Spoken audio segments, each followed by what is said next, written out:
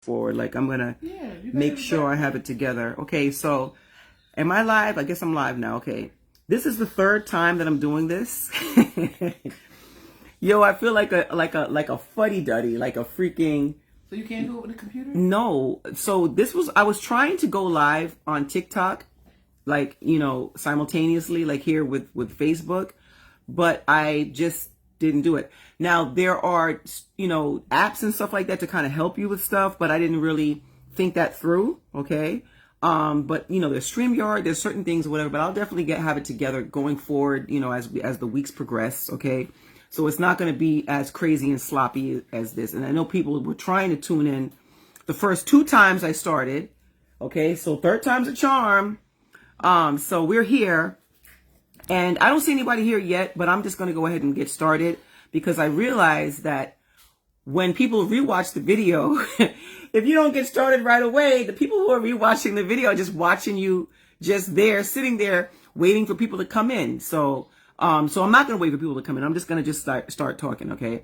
So today was crazy as usual, okay? I didn't get to go to the trial on Wednesday and Thursday because I had to teach. Well, I had to work, okay? So I wasn't able to do it. I went today and it was crazy. This is a really, really, explosive case. Every day is like, interesting, action-packed, however you want to call it. And it's just, the discourse surrounding this situation with Diddy is really, really something. I've noticed that it's bringing out the absolute worst in people, okay? It's bringing out the absolute worst parts of people. I've seen people say so much crazy stuff, and it's just like, anyway, child. So, so I always like to start these things off with the people who I saw in the courtroom. So I saw the usual people. I saw a lot of bloggers. I saw the usual people who are usually there. I saw him. Okay, so I've seen Myron Gaines there every day since I've been there. So I went Monday, Tuesday, and then I also went today, right? So that's 3 days this week I've seen him. And I want to kind of talk about that just very briefly before I start getting into today's proceedings. I don't like Myron Gaines. Like, I don't like him. I don't know him, right? Maybe it's not fair for me to say that I don't like him because I don't like him. Better yet, okay, so I don't like the things that he says. I don't, okay? I don't like the things that he says about black women. I don't like the things that he says about some women. I don't like the things that he says for the most part, period. That being said, I've seen him there all week long, right? He's just been there doing his thing or whatever, trying to keep a low profile. And I guess that when you are, a polarizing person or whatever, you're out, in the YouTube streets or whatever, the blogosphere, the manosphere, talking smack. When you're out in public, you kind of like have your guard up because you don't know, who you're going to come across. And after the court proceedings, I was out there with my, phone trying to catch stuff or whatever. I caught some footage of the Combs, sons, and I caught some footage of Dawn Richard and stuff like that. We'll talk about that further on in the video. But there was a girl who's an influencer, right? And what's her name? Something Barbie or something like that. Paul, if you're watching or whoever's watching, let me know what this girl's name is. And she kind of like started roasting him, saying things to him and yelling at him and stuff like that. Here's the thing. I think that Myron Gaines deserves to be roasted, right? In the right setting, okay? I have no problem with him getting roasted. He said some despicable, heinous, horrible things about black women and just in general, like, again. But I think that we are on a slippery slope when we, condone that type of behavior out in the streets. Like, somebody could not like something that you say, right? And then now they are approaching you in the street. They got the camera in your face and they're yelling and screaming. I just think that we're in a slippery slope. And I personally am not really comfortable with that. I'm not. Again, you can't just think that, okay, well, you know, he said horrible things and he should be roasted. Yeah, absolutely. Absolutely. Okay. But I don't want someone coming up to me, yelling and screaming at me. Again, we're on a slippery slope. Then hands could possibly get involved. That same woman, right? And she might be a wonderful person. I don't know her. I just know her from what I saw today. But that same woman was arguing with another man, right? And the two of them are going back and forth. I really thought they were going to come to blows. I really, really did. That's not useful. That's very corny to me. Okay. We should be able to have respectful discourse. We should be able to have respectful discourse. That's just my stance. And again, does he deserve to be roasted? Yes. Is he ashy and dusty? Yes. In my opinion, yes. Yes, I'm saying that, yes.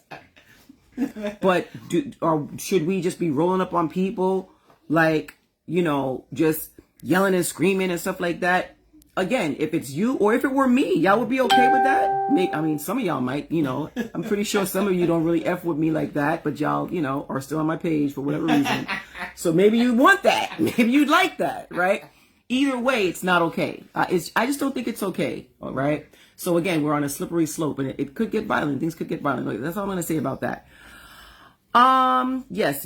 Donardo, you said yes. Myron Gaines, professional fit. I saw the video. Listen, it wasn't only me that taped the video. Like 1 million people taped video of that footage of that. So you're going to see that going around. That's content. And he even said that's content. You know what I mean? Again, I don't particularly care for the things that he says at all. And you guys know me. You should know I wouldn't be comfortable with none of the stuff that comes out of his mouth. Okay. But I just don't think that you should be accosting people in the street. I'm not okay with that. All right.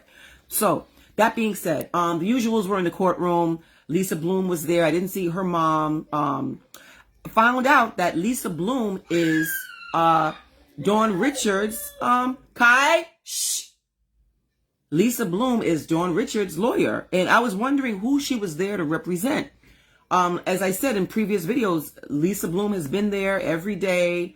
You know, I think she was kind of like just seeing what's happening and waiting for her client to come and, you know, get ready to testify and stuff like that. And I've said before, Lisa Bloom is very, very friendly. Today, I actually sat next to her for the majority of the proceedings, and she's real friendly. You can ask her questions. She just won't answer questions directly, like, you know, about something that would, you know, be about her client and certain things that she had. I heard her say to people like, hey, you know, I can't answer that or whatever. But if you ask her like a general question about certain things, she'll answer. And again, they're, you know, super friendly. Obviously, of course, Myron Gaines were there. Other bloggers were there. I did see Armand Wiggins there today. Again, I saw Make It Make Sense. I saw, there's another gentleman that I saw. I can't remember what his name is. He's a hip hop, journalist. I can't remember his name. Of course not. And there were other people today, the usuals, you know, from CNN, all these people. The girl from Breakfast Club was there again today. Lauren LaRosa, she was there again today. All these people were there. The climate was decent. It was okay. A lot of people were just kind of like looking forward to the end of Cassie's testimony at this point, right? So she's been on the stand for a few days, and it's just like people just like, okay, let's get this going. We want to see who else is going to be coming up and, you know, coming on and stuff like that. So you said if he was in Chicago, the same thing would have happened, but 1,000 times worse. Yeah, I mean, I'm sure, right? Which is the reason why you don't see people like DJ Academics out and about, right? I can't stand him. I can't stand DJ Academics. I think I don't like the things that he says, right? And I think a lot of us might have a problem with a lot of the things that he says. But you know, I wouldn't want to live like that. I wouldn't want to live to the point where I can't come outside. He can't even come outside. On a quick side note, and then I'm going to go back to the situation. I saw DJ Academics the other day talking about Lauren LaRosa, right? Saying horrible, disgusting things about her, just really nasty, disgusting things about her. And he said something to the effect of, oh, you know, I bought tickets for Kendrick Lamar's concert, right? And I thought that my tickets were for a certain day, but they were actually for another day. Nigga, what? You didn't buy no tickets. Like, you're not going to no Kendrick Lamar concert. He was like, yeah, I bought tickets for such and such a day, and then blah. You understand what I'm saying? He was like, I bought them for whatever day, and I just, whatever, blah, blah, blah. And I'm just like, bro, you didn't buy no damn Kendrick Lamar tickets. And he was trying to clown her because he was like, oh, she got the tickets for free because she got them from whatever, iHeartRadio, and iHeartRadio gave her the tickets for free and whatever. And he's calling her a hoe and stuff like that. That being said, do I believe that he bought tickets for Kendrick Lamar's show? No. You understand what I'm saying? I don't believe he bought tickets for anything like that. Okay, he did not. Okay, but it's sad because you know he wants to go to the concert. He wants to, but he can't because he can't come outside. That man would need a team of security. Can't just be like one security member. Academics would need an entire team to go to a Kendrick Lamar concert. But again, it goes back to what I was saying before. It's a slippery slope. Okay. Maybe you shouldn't be talking smack, but at the same time, do we have freedom of speech or we don't have freedom of speech? You should be able to come outside. You know what I'm saying? You should be able to come outside. Okay, that being said, let's, oh yeah, no, you said you didn't know that, DJ Academics was effed up like that. Yeah. He actually kind of is, okay? But I don't want to make this about him. I want to make this about Cassie, and you guys are tuning in to find out what happened today. So basically, whenever there's the court proceedings, there's always a lot of discussion, beforehand about what's going to be let in and stuff like that. So they discussed that, there was so they discussed what was going to be let in, and then there was a recording of there was a recording of Cassie speaking with someone, kind of like yelling at someone because she was afraid about an FO video being seen. Okay, so apparently she was afraid of one of the FO videos, the freak off videos getting released, and she was like yelling and screaming. Defense definitely put this video up because they want to try to make her look like she's, unhinged and angry and violent and stuff like that. So, they played that audio, right? And then they went ahead and they started talking about Jonathan Oddy, right? Or Odie, all right? Now, I don't know if you guys remember. I don't know if you really are following my Facebook like that, but I posted a photo of Jonathan Odie, how you pronounce his name, and I made him my profile picture. This was several months ago. Jonathan Oddy, right? I need to figure out how to pronounce this man's name. Let's say Jonathan. He's somebody who, the photo that I posted with him was a photo of him in like a nightgown that you wear when they give you at the hospital gown, right? And he was the man that went to the Trump hotel in Florida and shot up, had like a shootout with police officers. If you remember that incident, please comment and let me know if you remember that incident, okay? So the reason why I'm bringing him up is because when they were questioning him, okay, they asked him, they said, hey, what's going on or whatever. And he started talking, whatever. It's clear that he wasn't in his right mental frame of mind or whatever. So they were questioning him about the incident, about him getting into the shootout at the Trump hotel out there in Florida. All of a sudden, out of the blue, this is in 2017. He's bringing this up. And he says, I was Cassie. And he said, do you know Sean Combs? And the police officer says, yeah, Diddy, Puffy, I don't know what he's going as nowadays, but I know who you're talking about. He said, yeah, I was his sex slave. Listen to what I am saying to you. The man who shot up the Trump Doral, Florida freaking thing, right, in the hotel back in 2017. Do you remember that? Jonathan Oddy. Yeah. He was being questioned, and during the questioning, he went off into a different topic and started talking about the fact that he is Diddy's sex slave. And he said that Diddy and Cassie used to basically, I was their sex slave. This is in 2017. I spoke to you about that when it happened. Nope. I sure did. We can go back. Roll the videotape. We'll talk about it after. Okay? So, make a long story short, everybody kind of like at the time dismissed it, tinfoil hat conspiracy. This is in 2017. So when we found out about the freak-offs in 2023, the footage of Jonathan Oddie came back up like, whoa, wait a minute. This man was talking about freak-offs in 2017. People still were kind of like, this still whatever. Well, guess what? In federal court today, real federal court, not the blog, not Jaguar right, you know what I mean? Not foolishness, like real federal court. They brought up Jonathan Oddie and they asked Cassie, do you know of him? Do you know Jonathan Oddie? She said yes. Oh my God. She said yes. Bombshell. Bomb. I need a soundboard. It's coming. Everything's coming. Okay, guys? Just hold on. All right. So basically, what they were saying is that, so apparently, because remember, I want you guys to, when we're done here, go back, Google Jonathan Oddie interview. In the interview, he tells investigators that are questioning him about the Trump, shooting, Doral, shooting. He's like, hey, I have video of one of these instances, right? And, shout out to the freaking bozo investigators, right?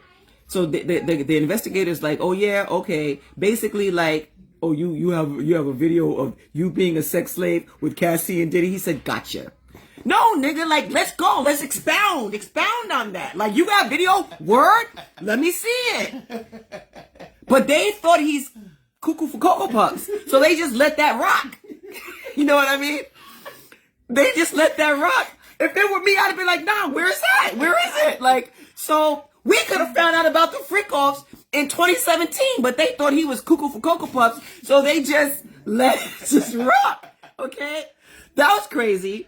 So the defense attorney today, because remember, Cassie's on cross examination right now, right? I didn't mention that, but she's still on cross. So the defense attorney is saying, hey, did you hear that he made the secret tape of the Afro? And Cassie said, I heard he did. And he said, did you have a conversation with Jonathan Oddie? And Cassie says, I don't remember. And he said, did he threaten to release the video? And Cassie says that, I don't know. Now remember, this is a while ago. This is back in whenever, 2017 or whatever, not 2017. 2017 is when he talked about the freak off. But the actual event happened like a few years prior. So she's not going to remember certain things, right? But she does remember that she had a conversation with Sean, who, obviously is Diddy. Did you have a conversation with Sean about it? And Cassie says, yes, I did have a conversation with Sean. And Sean said, okay, I'll take care of it. So then the defense attorney asks, have you ever heard of Cowboys for Angels? Now, Cowboys for Angels is an agency that was responsible for, leasing. What is it? Pimping, leasing, escorts, right? Out for events and stuff like that.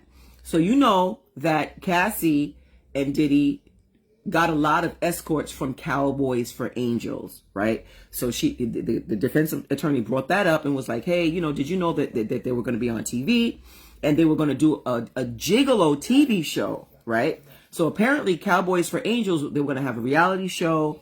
And, apparently, some of the people some of the escorts that were tied to this agency had freak-offs with Diddy and Cassie. So the defense attorney is asking, hey, did you know that they were going to, have a reality show? Were you concerned about that and stuff like that? And so she said she did know about, the fact that there was a TV show, but she didn't really, know if they were going to say anything or whatever. Okay. So, one of the escorts from Cowboys for Angels absolutely did leave some comments on Diddy's IG. So I think that the defense attorney was, kind of asking, were you concerned about that? But I don't think she was too concerned about that, So that being said, I think that a lot of this testimony that I'm about to go over with you was the defense kind of reaching for straws. And to me, I feel like the defense was trying to drag this situation on. I truly believe that the defense did not want to wrap this up today with Cassie. I think they wanted to drag it and wrap it up later on so the jury can kind of sit with that over the weekend, and the judge just was not going for it. Yesterday, the judge had a situation with the defense, and they were like, look, the judge was like, look, you told me that you were going to be done with this at a certain time, and this is dragging on way too long. Basically telling them they want this wrapped up with Cassie by lunch today, before the break today. Okay? So keep that in mind. All right. So they talk about photos of bruises on Cassie's back. And they were, asking her, were these pictures in her phone? And they're just asking her same questions that Cassie has answered many times before. Remember, the prosecution asked Cassie where these photos were, how she has all of these photos, and, the stuff that she gave to the prosecution way before. We've already gone over this. We know that Cassie had old cell phones that were broken, laptops and certain things that she had in her possession because she was afraid to throw these things away because she didn't want the stuff that was on these devices to ever get out. So she held on to these devices. A lot of these devices were broken, old laptop, BlackBerry and stuff like that. And she handed all that stuff to the prosecution. Okay. So the defense is bringing all this up again, which I just didn't understand why they were doing that. So they show text messages again of, Diddy asking Cassie what she wanted to do, if she wanted to have an FO, what she wanted to do, not an FO, but eat and hang out or whatever. So I think that they were trying to make it look like, Diddy actually didn't only want her for an FO. So they kind of went back and forth with that. So now we start to talk about a treatment center that Cassie went to. Okay. Now, I think this is important because they go into the fact that she entered this treatment center because of mental health issues that she was having. Okay. And during the time that she was in this mental health facility, she didn't have any contact with her family. They asked her, they said, how long have you been clean? And she says, since 2022. And they asked her, are you taking any type of medication? And she said yes. She mentions the medication that she was taken. I don't know how to pronounce that medication, but the medication is specifically to treat opioid addiction. And is she still on that medication? Yes. Now, she's pregnant now. She's currently pregnant. I don't think, more likely than not, she's not taking that medication right this moment, right? If she's pregnant, but she is still, she's still recovering. I mean, So this is a part that I found very, very interesting. So they ask her about the book that she was writing. Okay. Now remember, she was writing this book. She brought the book to the attention of Diddy, and the name of the book was called Dark Times. Does anybody remember when Diddy was it the BET Awards? And they gave him like some type of a lifetime such and such thing or whatever. And he said to Cassie on stage, he said, I want to shout you out for the dark times, right? So in hindsight, a lot of people looked back at that when he said, oh, to the dark times or whatever, and he shouted her out. They kind of looked at that like, oh, you was there when he was down. Yeah, right. But the name of her book was Dark Times. Okay. So at that time, she had already reached out to him. Her legal team had already reached out to him about this book that she was going to write, and she was looking for like a monetary type of settlement type of situation. Right. So I feel like he was just like, shout out to you. Like, bitch, I'm not giving you a fuck. I'm trying to watch my language because I need to upload this to other. I messed up before, but not again.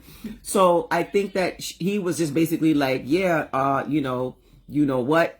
I'm not giving you jack. Okay. Because why would you say shout out to the dark times? Okay. So, Colleen, you asking whose baby is it? Whose baby is she carrying now? Colleen, what you call it? Cassie is married. Cassie's married to her her and Diddy's former personal trainer. She's been married to him for a while now, and this is her third child with him. His name is Alex Fine. I think that's how you pronounce his last name. Okay. And yes, Bianca, he was intimidating her on stage. He absolutely was intimidating her on stage. Like he meant to do that. Like he did that on purpose. Okay. But joke's on you, bro. $20 million later, joke's on you. So there's that. Okay. So now the defense attorney, Alex Fine, Stephanie. So now the defense attorney goes into her treatment. Now, here's the thing. Oh, yeah. Young Miami was holding the sign, "Go Poppy." Bird behavior. Okay. Bird behavior. But we'll talk about that after. Okay. And I'm not too much on Young Miami. Okay. Because we know what time it is with her. You know what I'm saying? Like, we know what she was trying to do. And we already know how he is. Right. So we already know what he was probably, how he was in her ear. Right. So we'll talk about that a little bit later. You said dumb HOE. Yeah. So yeah, Colleen, that's Alex. That's her and her husband's baby. No problem. Okay. All right. So the defense attorney starts talking about, her treatment at this place. Okay. I didn't understand why the defense was bringing this up, like about her treatment and stuff like that, and kind of like delving into the type of treatment that she had. To me, it was just making it seem like making people seem sympathetic to her. Like she actually had to get like real treatment, like at a real facility, and like have real therapy. Like, and when I say real therapy, I don't mean like therapy like how I have, like with my therapist once a week and we talk for 45 minutes. Like, no, like intensive therapy where you have to stay there for weeks and like have like electrodes like stuck to your freaking brain type thing. Like that's what she had to have. Okay. So basically, she was at Will House. And they said, "Oh, this facility treats different addictions." And then I think they were trying to be cute because they were like, "Oh, sexual addiction, compulsion." And she said, "Yeah, kind of." I think that the defense was trying to say because you had a sexual addiction. And one thing about Cassie that I will say is that she kept it cool. She kept her composure the entire time she was on the stand, from beginning to end. Like I missed a couple of days. I told you I had to go to work yesterday and the day before, but the entire time that I saw her on the stand, she seemed completely credible. She didn't seem like she was lying. She seemed like she was trying to be as honest and forthcoming as possible. So, that being said, so she said, "Do you know if Will House has neurofeedback therapy?" And she said, yes. And the defense attorney says, "Did you receive that therapy?" And she said, yes. And then they said, "Well, what type of, how do they, what does it entail?" So they said, "Well, they attach a device to your head to sort of measure your brain activity and stuff like that." And they said, "Well, what is it supposed to do?" And she said, "Help with my trauma." Again, this is making her look like, I feel sorry for her at this point. Why are you asking her that? Right. To help with my trauma, right? And again, she's so composed. I don't even know if composed is the right word. She's just like regular, just like there, just talking like, to help with my trauma. So, there's another type of treatment called EMDR. I don't know what it stands for. But they asked her, "Did you participate in this particular therapy?" And she said yes. And apparently this particular therapy helps for her to recount memories and processes them, right? To me, it kind of is giving like the therapy that you would get like with like shrooms or hallucinogens, right? Where they kind of help you to confront these types of things and stuff like that. And like, so, but it stands for eye movement desensitization and reprocessing. Oh, eye movement desensitization and what? And reprocessing. And reprocessing. Okay, so again, this helps to help with PTSD. Mm-hmm. And then they asked her if she did somatic experiencing, and she said yes. And then this particular treatment helps for her to reimagine traumatic experiences and to help to overcome the experience that, and stuff like that. And so that was that. Okay. All right. So fast forward. They're bringing up, the defense attorney is bringing it, we're winding down. We're coming towards the end of her cross-examination with the defense. So they're kind of still just going over stuff that she already discussed with prosecutors before, but they're bringing this up over again. So they talk about a time when she asked Sean if she could talk to him tomorrow. And basically in this email, Cassie wants to talk to Diddy because she wants to let him know, hey, I don't really want to do the freak offs anymore and stuff like that. Thank you, Colleen, for the 99 stars. I appreciate it. And please share this video. Like the video, of course, and share it, please. If you guys are watching, I really, really, really appreciate it. Thank you so much, Colleen, for the stars. You're actually the first one to send me stars, like ever. So I appreciate that so much. I really, really do. Thank you so much. So they talk about her asking, Diddy, hey, I want to talk to you about something. And Diddy's like, what is it? Basically, you're going to stress me out. She wanted to talk to him about not wanting to do the FOs anymore. Okay.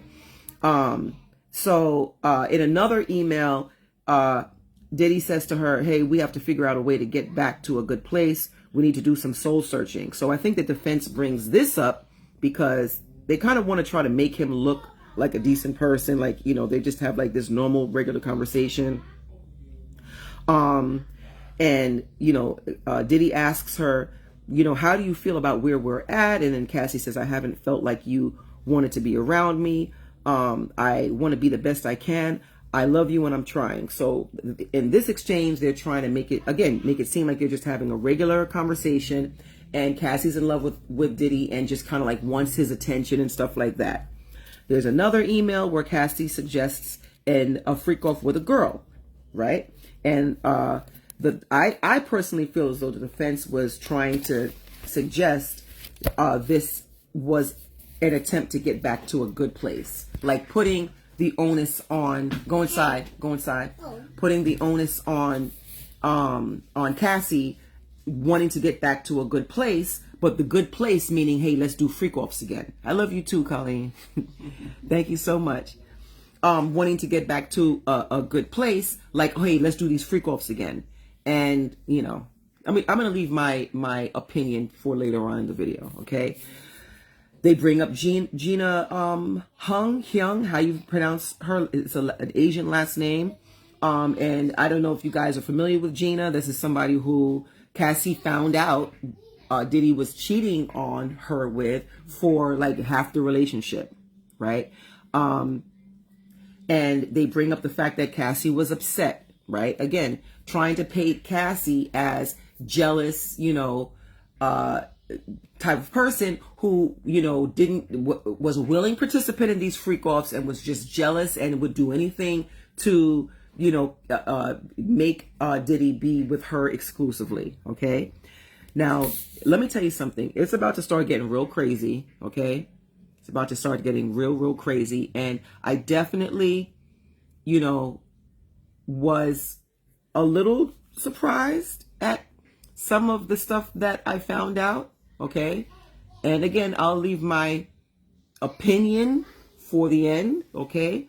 But there's about to be some real crazy stuff coming up. Okay. All right. So, the defense asks, hey, when did she start dating her now husband? Okay. And if I'm not mistaken, I think it was sometime around 2016 or something like that, around that area, or 2017, something like that. So they bring up a dinner and a closure conversation. Okay. And the fact that Diddy wanted her to go with him to Burning Man or whatever. But at the time she was seeing Alex Fine. All right. There's another text message exchange that they bring up with, Diddy says, haven't I taken care of you? And Cassie says, well, you took care of me materialistically, not the way I wanted. I've lived in a bubble. I was, sad when I found out that all you wanted me to be for you was a machine. And I promised that I wouldn't allow myself to get cheated on again. Okay. Yes. That's the Asian lady that I'm talking about. Okay. So they bring up another closure conversation again. And this is the time where the alleged rape occurred. All right. So they went to dinner, and this is important. This is kind of crazy. They went to dinner. After the dinner, Diddy drove her home to her house. All right. Drove her home to her house. forced his way into her house and raped her. And I'm saying raped because I'm sharing this on other platforms, and I'm whatever. You guys know how it is now with this stuff. All right, so this is what happened. All right. All right, so let's fast forward to after the alleged rape. Okay. They were at Andre Harrell's birthday party, and basically he asks if she still loves him, or the defense asked if she still loved him, and she said that she had love for the past and what it was. After that, the defense shows text messages of her telling him that she misses him. So after the alleged rape, damn, I messed up. Oh well. Okay. After the alleged rape, she says to him that she misses him. Okay? And then now they talk about Diddy possibly dating a yoga instructor. So Diddy's apparently taking yoga classes or whatever, and now there's a chance that he's dating some type of a yoga instructor. So apparently Cassie feels some type of way about that. She feels jealous about that. Another text exchange they talk about where Diddy says, I really need to hold you. And Cassie says, let's meet up or something, like let's hang out. So they plan to meet up and are both very happy about it. And in the text exchange, they talk about wanting to hug each other. And the defense attorney said, so you didn't say nothing about him raping you? You didn't say nothing about that? So she said no. And apparently after that, they still had correspondence with each other. And then Sean says, okay, maybe it's just best that we just like to move on. And then this is the part that really, really kind of had me tripping right here. Okay. And again, I'm going to leave my opinion for the end, but Cassie was having sexual relations with Diddy, consensual sexual relations with Diddy. Her now husband, Alex Fine, was FaceTiming her while it was happening. He knew? He didn't know. She didn't take the call. Oh. This is after the alleged rape. Alex is FaceTiming her, and she obviously is going to ignore the phone call. She, I guess, just ignored it or whatever, right? And then she texted Diddy after and said she had a great time with him. And at some point, Alex did find out that she had sex with him that night. They eventually finally broke up for real. And then she says to him she felt lost without him. Fast forward to Kim Porter, passing away. How, some people have thoughts about that. All right. However, she passed away. She had pneumonia. That was the documented cause of death, right? She attended the memorial service, and then she and him have correspondence, okay? And they basically, she text messages him that, hey, I want to be there for you and stuff like that. But he's still seeing the girl Gina, right? And he also is still possibly seeing the babysitter, okay? And she said that her feelings were hurt because Sean posted that, remember when Kim Porter passed away, Diddy posted that Kim Porter was his soulmate, right? So when Cassie found out about that, she said, well, what was the 11 years for, right? And she didn't see him after that, right? I guess she came to her senses finally, and he still tried to contact her, all right? He still tried to contact her, but she didn't see him again. And he did try to contact her several times after that.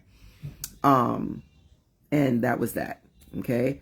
So that was the end of the cross-examination for Cassie. Basically, the defense was trying to paint her as, just a gold digger, right? Like she allegedly, according to them, allegedly got, was, violated by this person, but she still, excuse me, afterwards went and continued to hang out with him. Not only that, she was, dating her now husband and still decided that she was, going to still go and have a relations with Diddy after this, right? So, clearly this is something that, the courtroom, I was sitting there in the courtroom and people were like, oh my gosh, you know what I mean? I didn't really gasp, you know why? Because I know how it is. But again, I'm going to save my commentary for the end, okay? All right. So there was a bit of a break, okay? And apparently there was a conversation with there was a sidebar or they had to approach the bench or whatever, and they were talking about Cassie somehow not being able to get pregnant or something along those lines. They were arguing about that, but that never made it into the testimony because that was all that I heard, that they were kind of talking about that or whatever, but that never made it into the thing. Clearly she can get pregnant, so she's about to have a third kid, so there's that. All right. So now they have reconvened, all right? So you know that when initially you have the prosecution that brought on Cassie, right? So then they had cross-examination. Now this is the redirect, okay? So now this is the prosecution kind of they want to kind of go in there and kind of like fix up what was done, right? Kind of want to fix up because there was some crazy stuff, right? So now we need to kind of get back in there and fix stuff up, right? So, basically, let's see here. How did they do? They did a good job of cleaning it up? I feel like they kind of did a good job. Let me see. All right. So Cassie, all right. So they bring up where Cassie was talking about, her getting over a UTI, right? And she also says that she doesn't want to do FOs anymore. So they start bringing these texts up again, right? They talk about the devices that were being, handed over to the government, and they discuss several pieces of evidence and stuff like that. And again, so the defense was really kind of like asking, why do you still have this stuff? This is the reason why they brought it up when they were questioning her. Like, I have about maybe, I want to say 5 old phones in my drawer. I have them in my drawer. Me personally, and I don't do anything. The only kind of, PORN that's in my phone is food PORN. And you guys know me. I'm a food PORN fanatic. I don't have not one breast, not one eggplant, crazy. Nothing. That's I'm not into that at all. Okay. Crazy.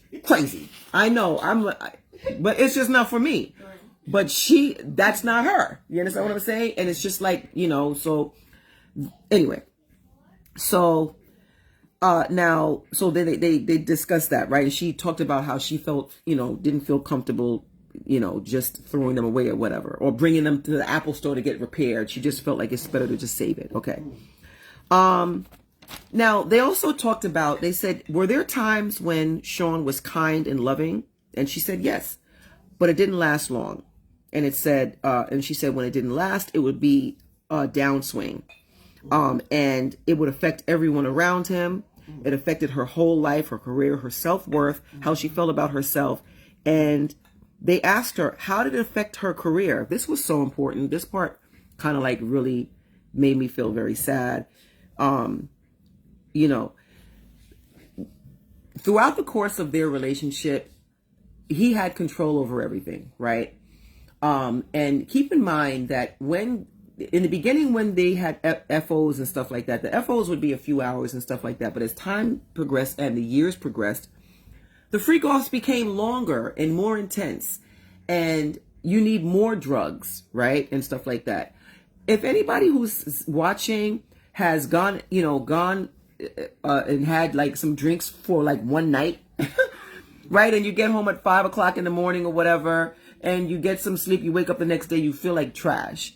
Well, imagine that times, I don't know, 20, right? For several days, right? They had IV drips to kind of like rehydrate themselves and stuff like that. All that stuff takes time. So you can't have a career and be doing freak offs once or twice a week, because the freak offs last however they last, and it takes days for you to recover. Right. Okay, so you're in the process of that all the time. This is what she tried to say, right? And she said everything would be on the back burner, and a lot of time was spent with preparation, appearances, her finding these rooms, hiring these escorts and stuff like that. And she basically she trusted everything that he said. And when he put her down, it was very, very damaging. This is the same person who did spend, time bringing her up. Oh, it's love, and it's peace and love, and it's love, love, love. So then when he did say terrible things about her, it was very, very crushing, right?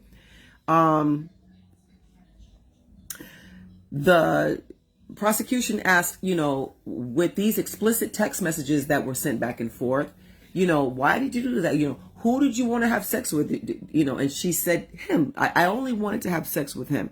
She never really wanted to have these freak offs, right?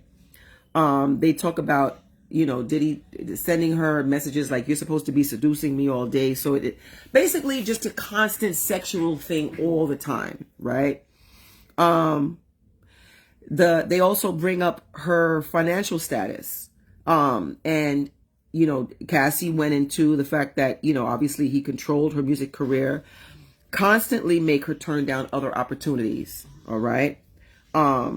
They bring up a correspondence between Cassie and like some producer, and basically, hey, is Diddy okay with you doing this video with, it was a video with Common. And Cassie says, well, probably not. I'll let you know. And of course, Diddy says no. All right.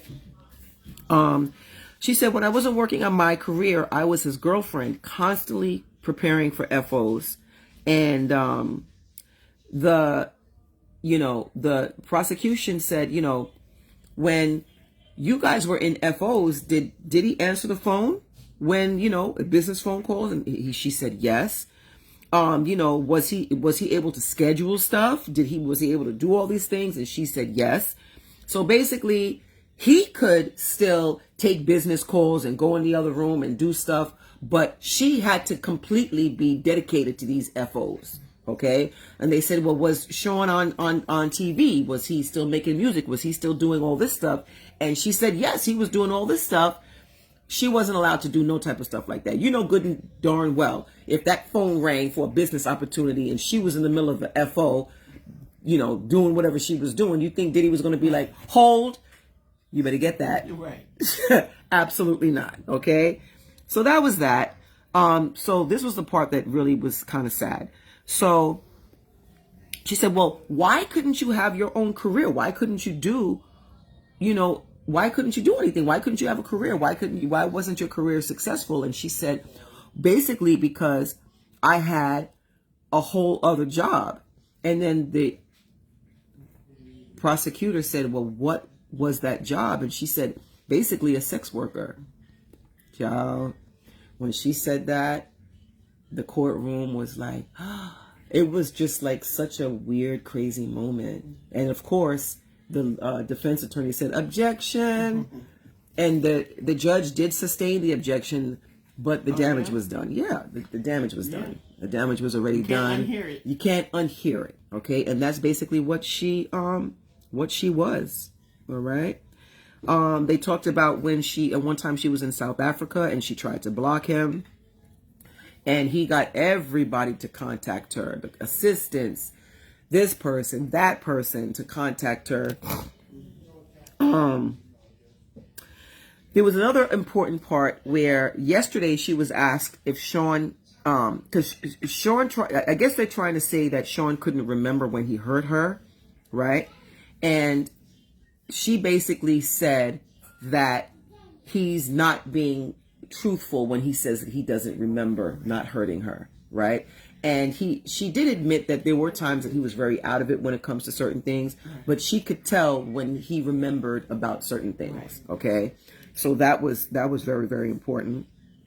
DiNardo, didn't Puffy force Cassie to shave off half of her head that many years ago? Okay, so this is funny because, you know, we hear about certain things. We hear about certain like rumors and stuff like that online.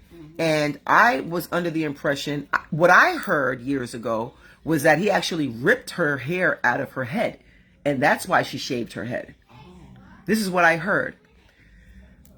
He did used to grab her by her head, by her hair, many, many, many times. You know, we know this because we heard testimony about that.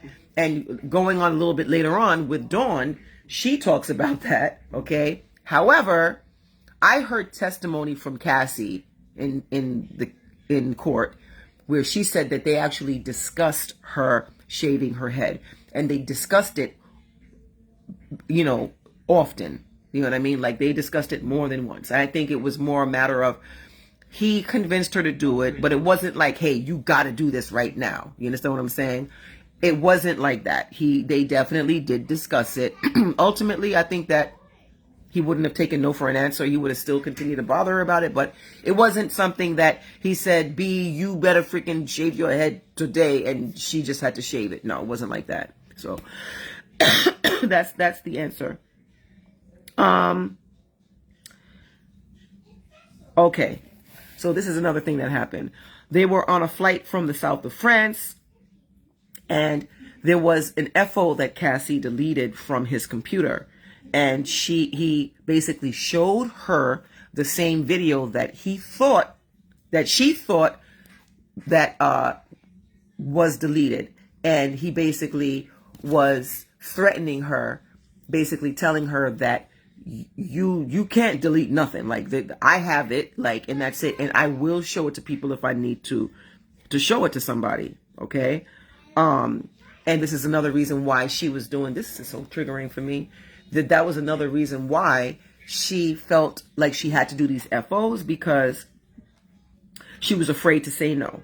Okay. So just think about that. She went to his computer, she thought she deleted this video, this FO, right? And they're on a plane from the south of France, and he's sitting next to her, and he shows her the video she thought she deleted. All right. All right. So they asked her, did using drugs ever make you get violent? She said, yes, but drinking more than drugs, right? So they're talking about the incident at the Intercontinental Hotel. You know, they talked about that again. We're not going to go over that again. We know what happened. Okay. You see them fighting? Okay. We're not going to go over that again. Okay. There was a text message when she said to him, and I remember reading this text message like months and months ago, or it was on some news somewhere, and it said something to the effect of, when you get effed up the wrong way, you always want to drag me around. I'm a rag doll. I'm not a rag doll. I'm someone's child. Does anybody remember that? Anybody remember reading that? I remember reading that somewhere. If you remember reading that, like, comment there. Okay. They bring up the night of the grape. What was going on? And she said that she was trying to, she said that she had a lot going on. And they asked her, are you positive that he raped you? And she said, yes. And they said, did you have consensual sex after? And she said, yes. And they asked, is this when your husband FaceTimed you? And she said, yes. Okay. Now, this is another part that people were gagging over. And I'm going to tell you the reason why. I don't know why they were gagging. Okay. So, all right.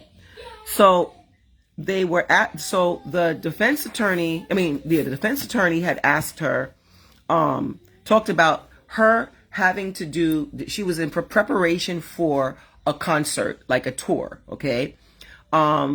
This was last year, or like, I think the year before last. She was she was getting ready for a tour, and they had planned for months for this tour. Okay, so she was trying to get herself back together. She was going to get back, into music, and she's getting ready to go and perform, and she's getting ready to do all of this, right? And around that time is when she decided that she had written the book, The Dark Times, right? She had showed it to Diddy, right? Now, what she said about that book is she kind of just wanted him to say that he was sorry, okay? She wanted him to read it. She was looking for some type of, something like, hey, I admit that I put you through all of this, whatever. I don't know if she's trying to say like his flippant attitude is what made her say, well, you know what? You're going to pay me for my pain. Okay? But either way, she didn't end up going on the tour because after she did the settlement, there was such a huge backlash, right? So the defense was trying to say, oh, you didn't go on tour because you knew you had this big payday coming. And she told the defense, no, that's not the reason why I didn't do the tour. The defense didn't even bother to expound on that. It wasn't until on redirect, the prosecution said, well, why didn't you go on the tour, right? And she said the reason why she canceled it is because the way that she decided to come forward with all of this, situation and the lawsuit and everything, there was a tremendous amount of backlash. And she said there was no way she could go on tour. Okay. Like there's just no way. Okay. And I get it because you remember what happened. You see how they treating her now. Remember back then it was crazy, right? So she was just like, there's no way that I could do it. And that's the reason why she didn't go on tour. Okay. They asked her, would you give back the 20 million if you could like not ever have an FO? And she said, yeah. She was like, if I could just like erase all those FOs, she was like, oh, yes, I definitely would give the money back. She said she felt as though she had no agency over her body, no autonomy, right? And they said, how many times did he insist that you have an FO while having a UTI? And she said frequently, right? Which, I'm just going to say this, right? Have you ever had a UTI? Like, it's not painful. How do you have sex on a UTI? Yes. I can't even imagine that. Even on your period. Even on your period. Well, she talked about having to have sex, having the FOs on her period. Because they asked her, they said, hey, well, what were some of the things that the hotel, remember, in the complaint, they talked about his staff coming in to clean up the room before the hotel staff came in. Okay, so they asked, hey, what was on, what type of stuff was in the room, blah, blah, blah. And she said, oh, well, bodily fluids, blood. So I was like, blood? And she said, yeah, because, he used to make me have these FOs on my period. Right, you understand what I'm saying? Which is insane. That's insane. That's not sexy. Don't get me wrong. I mean, I think at some point we've all, what is it? You call it rode the red horse or whatever, right? You put the towel down or whatever. You're really in love with the person. It's just like, okay, maybe just this one time. Just that one time. Just that one time. You know what I mean? And we're going right in the shower after. Okay. It's terrible. But that's not like. It's terrible. All right, let's go back to this, okay? Mm-hmm. Did he beat you during FOs?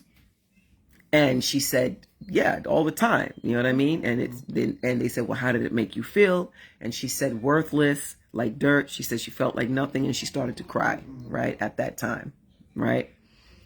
And she said, they said, were you okay with the FO in the beginning of your relationship? And she basically said, yeah, like, I personally think she thought it might be like a one and done.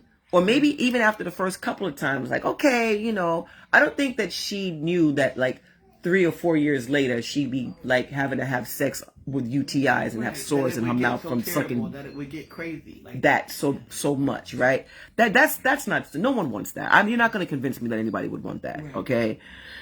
So, they said, did you ever tell Sean, run the red light? Exactly, Rondell. Okay.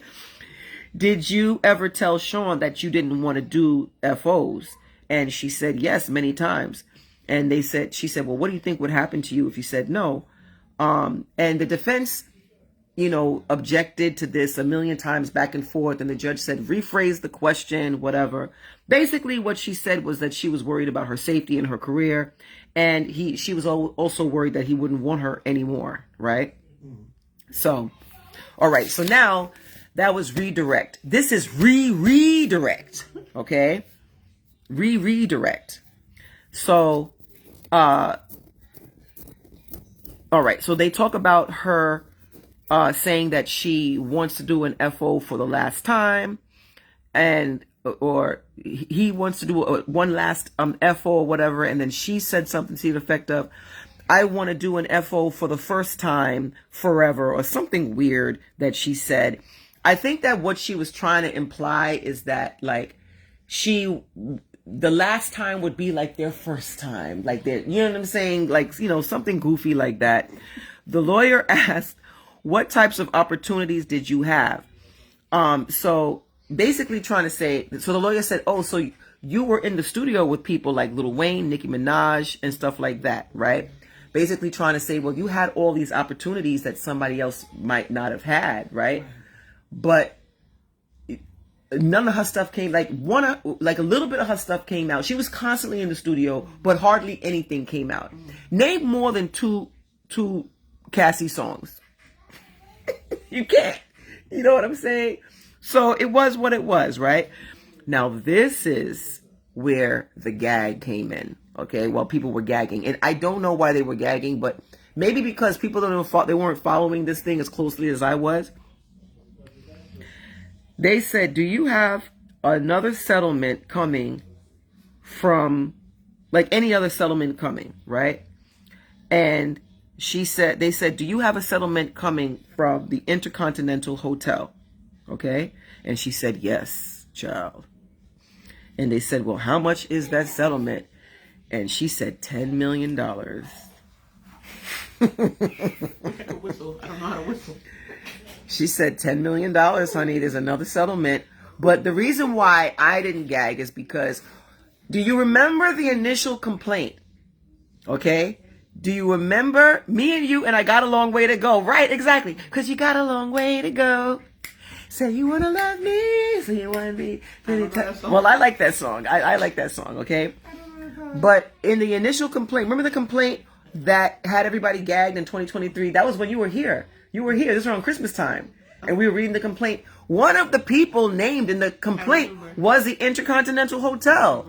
It was Diddy, the Intercontinental Hotel. So they just recently settled with her, right? In my opinion, the prosecution should have brought that up, because the defense bringing it up made it seem so salacious. Like, they were part of the complaint. Like, of course she was going to sue them too. You understand what I'm saying? If a celebrity punches me in the face in a gym, I'm suing the celebrity and I'm suing the gym. Duh. But it was a moment of gag nation, honey. The whole everybody, oh my God, everybody was gagged. Okay. All right. So they ended that, and that was the end of that. Okay. So that was the end of the redirect. Okay. So then, now this is a conversation with, they finished with her. She finally got to leave. Thank goodness. Right. So now they're bringing up, this officer. Okay. Special Agent Yazine Binda. Okay. She's a woman who was working, for 5 years in human trafficking. Okay. And they asked her, did you serve any subpoenas in this case? And they said yes. And they said, who was the person who you served in subpoena? And they said somebody by the name of Paul Arthur. And they showed a picture of a black man, handsome black man, on the screen. And then they didn't go any further with that. So I'm pretty sure we'll hear about that probably next week or whatever. Child. All right. Let me just get through this. So, they talked about the Park Hyatt. Now we're fast forward to when Diddy was do you guys remember? Comment if you remember Diddy getting arrested at the Park Hyatt. Okay. Remember, Diddy was here in New York he knew he was going to be arrested. I think that they thought that they were going to afford him the courtesy that they do most wealthy people. And you just kind of like come into the place and you turn yourself in, and then he would get bail, and then that would be the end of that. But as we know, that's not how it happened. They went and they picked him up at the hotel. He was arrested, okay, and they did a search of the hotel. And they said, what's the name of the room? 2115. And now they start showing a collection of photos. They said, what time was it? 11:30. If I'm not mistaken, I think it was 11:30 p.m. Even though that seems like it's weird, but I could have sworn they said 11:30 p.m. Anyway, they took video first, and then they searched the room. So they showed photos of the entrance to the living room, the bedroom, the closet. Child, what they showed Ziploc bags in the closet. What do you think was in the Ziploc bag in the closet? What do you think was in the bag? Somebody comment and tell me what they think was in the bag. And there was another bag as well with something else in it. What do you think was in those bags? Baby oil. Baby oil and Astroglide were in these Ziploc bags. Okay? And it's like, bro, you know you're going to be arrested. You know why you're here, right? You can lay off the cum. Powder, oil. Yes, oil, baby oil. Bro, you know you're about to be arrested. You know, like, that's your whole reason for being here. You couldn't lay off the freak off for 5 minutes. Like, bro, seriously? This is what they found in there, okay? There was a photo of a hard drive. Okay, we don't know what's on the hard drive yet. We'll find out. There was also a bag in the closet, a Louis Vuitton bag in the closet, okay? Earlier on in the testimony, they talked about a Louis Vuitton bag. No, it wasn't Goldfish Snacks, Stephanie. They talked about a Louis Vuitton bag that he used to, keep his medication in. Medication, like, medication, child. So that was there, okay? There was a lighting device, okay? Like a lighting device like that changes colors, okay? Remember, before they talked about him having to, have lighting, change colors, red light, blue light, green light, 1, 2, 3, They found that there. Then they go to the bathroom. There were 5 bottles of baby oil and lube in the bathroom, in the bathtub. Okay? Then they find there's a bottle of clonazepam, and the person that the clonazepam was it was prescribed to was somebody by the name of Frank Black. What is clonazepam? Can somebody let me know what that is? If it's saying Pam at the end, I'm assuming it's some type of an anti-anxiety type of situation, but I could be wrong. They showed you in the nightstand, there was more Astroglide in the nightstand. Okay, then they showed a photo of an iPhone, and they showed another photo of a bottle of medicine. And guess what was inside that bottle of medicine? 2 bags of the Tusi, that pink rhymes with Schnoschnane. Okay? Schnoschnane. And it was tested, and the pink Schnoschnane, I got that from somebody else. This guy is showing Davey Way. He calls cocaine Schnoschnane, right? So I'm copying him right now. So, in that, they tested it, and it had ketamine and MDMA in there. And then we know that 2C, that pink stuff, is, a combination of a bunch of stuff. Okay. I'm so glad they didn't have that stuff back in the day. I would have been a crackhead.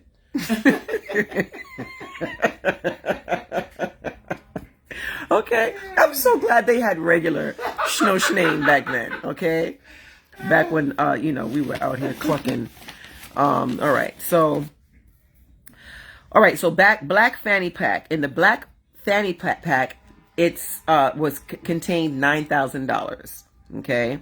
And The defense was going back and forth with this agent talking about, well, why did you seize that? And she basically was saying that, you know, she thought that it was relevant, and they were referring to it as bulk cash or bold cash or something. Someone in law enforcement, correct me, what's the correct terminology for cash that's seized in a raid, okay? Or a search or whatever. And they went back and forth about, and the defense attorney said, well, who taught you that that would be bulk cash or whatever, however you thing it? And she said, okay, well, it was a group discussion and we discussed whether we would seize it. And also we conferred like with our supervisor as well. Like, it's not like, you know, so I don't know if they were trying to say like, they were trying to take it or whatever. Like, girl, like, it's $9,000. It's drugs. You know what I'm saying? Like, literal, like, contraband and $9,000. Yes, they're going to seize that. What? So they tried to make that a thing. That was weird. That fell flat. That was that. Womp, womp. Womp, womp, womp. And then that was that. All right, child. So now we're coming to the end of this, and I'm going to give my little teeny piece, my little smortion of commentary. Okay? They had the break, and then child Dawn Richard goes on the stand. Okay, she goes onto the stand, and they ask her, say, "How old are you?" And I'm 42 years old. I'm from New Orleans, Louisiana. You know, and so okay, so how do you know Sean Combs? I was working from 2004 to 2011, working in the industry for Bad Boy Records, and they said, "Do you see him?" Right? You know, real dramatic. Do you see him here in the courtroom? And she points him out like that really happens. You know what I'm saying? That really happened. So, so she talks about how she was part of Danity Kane and also Diddy Money or Dirty Diddy Money, however you, whatever. So they show a photo of Cassie, and she says, "Yes, I know Cassie." And when did you meet her? In 2005. Cassie was with, and they said, "Well, how often was Cassie with Puff?" And she says, "Very frequently." So she goes into discussing one incident where they, you know, had this altercation. So she said, so they said, "Well, you know, describe the incident where, you know, you saw them, you know, had the altercation." She said, he attacked her and hit her in the head, threw her onto the ground, right? And started beating her. And the lawyer said, "Well, how often did you witness him beating her?" And she said, "Often." Okay. And the lawyer said, "Well, what is Diddy Dirty Money?" Right? And she said, "Well, it was me, Kalina, and Puff." Right? And they show a photo of the three of them, Diddy Dirty Money. Okay. And they also show a photo of Sean Combs' home, the mansion. I don't think he lives there anymore, but that mansion is so fly, Monique. Yeah. Beautiful, gorgeous home, like really, really nice. Anyway, what a shame. Well, that man was living the good life, but anyway. All right, so there was another incident where there was an altercation between her and Diddy, and this happened in that mansion. Okay, so they're downstairs, and she's preparing food, she's preparing eggs, right? And Diddy comes downstairs and he says, "Yo, where the F are my eggs?" Yelling, right? So I don't know. I guess he was in a bad mood, maybe high or whatever. He grabbed the skillet and he attempted to hit her with it. Now, when we say attempted, he went to hit her with it, but it didn't make contact directly, like all the way, because she, of course, instinctually, immediately fell to the ground and start covering, because she's not new to this. She's true to this. She already know what's coming, right? So it's not her first rodeo. So she immediately fell down to the ground.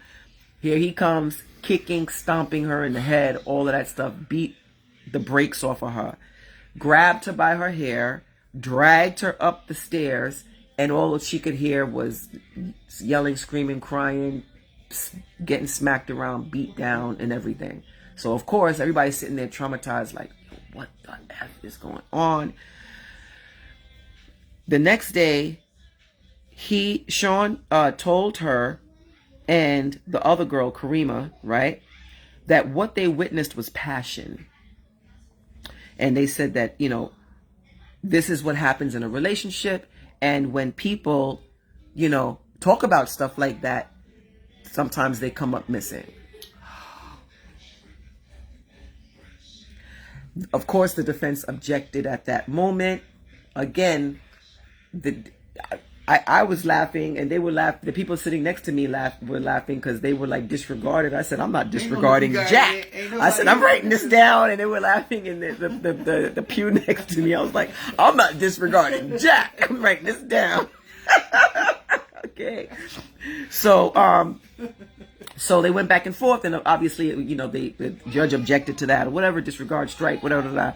And then she said, well, what did he do after that? And Dawn said, he gave us flowers. He gave us flowers. That was the end of that. The judge, they kind of did a little sidebar or whatever. And then the judge said, you know something? You guys can go home early. The jury can go home early. That's enough. And yeah, so the judge let everybody out at 4:00, and I went downstairs. I stayed there for a few minutes to see what they were talking about. They didn't really talk about much, and then I ended up going downstairs. And then you guys can go look on my page.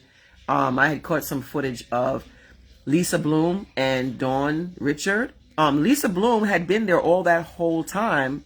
I didn't realize that she was representing Dawn Richard, and she didn't say who she was representing. And I think people were asking her, but earlier on in the video, I mentioned that people would ask her things, but she would say, I'm sorry, I can't answer that or whatever. So now we know who she was representing. She's representing Dawn Richard, but I don't know if that was a secret, though. I feel like I heard that before. But anyway, that's some Ike and Tina ish. Yeah. Okay. And then I also caught some footage of his sons leaving. So there was Quincy, Christian, and Justin leaving the courthouse. So I got some real good footage of that, like real close up or whatever. So that was interesting. And there was also some footage of Myron Gaines from Fresh and Fit getting roasted. And I expressed my opinion on that earlier on in the video. I'm not with anybody coming up to anybody, yelling and screaming at them. I'm not with that. You know what I mean? Because, anybody could be offended by anything that someone says, right? I'm here talking. Somebody might not like my point of view and then see me over at the courthouse on Monday, and they coming up to you like, well, why, such and such, like, you know what I mean? I'm not with that, period. Do I like him? No. Do I just think he deserves to get roasted? Absolutely. But you're not gonna be running up on me doing that. You're not. So that being said, I'm gonna give my opinion on what's happening with the situation. Do I think that Cassie was 100% right in everything that happened in her relationship? No, I do not believe that. I don't think that at all. I don't. This is the thing, though. She's not on trial. She's not on trial, but here's the other thing. Like, she was 19 years old when they met. She was 20 years old when they started messing around with each other.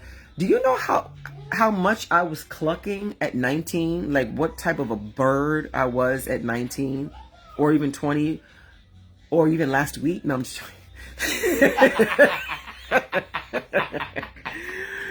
That being said, right? Grooming is a thing. Okay. Like I said earlier, do I believe in the beginning that, these freak offs and these experiences that she had with him were probably adventurous and, sensuous and stuff like that? Do I believe that? I think to a certain degree, yes. But do I believe that she did these things in the beginning to please him? You know what I mean? You're going to do what you want to do to please your boyfriend. Mm-hmm. I remember dating somebody years ago. He and I were dating on and off for several years, and he liked wrestling. So guess who else liked wrestling? Do I like wrestling? No, but I wanted to, you know what I mean? I wanted him to, I wanted to make him happy. You know what I mean? We sat there and we watched the wrestling. I was not even interested in it. You know what I mean? It's just like you're gonna do what you can to, please your boyfriend, right? And when you're talking about somebody who's in a relationship with a grown man who is y'all gonna stop flushing this toilet while I'm on live.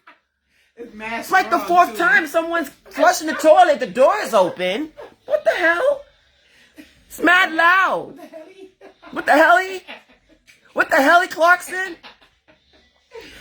That being said, this girl was looking to this girl was looking to please him. Okay, it's extremely nuanced. This situation is extremely nuanced, and I'm wondering if some of the people who are making comments about this really have the range to really understand that.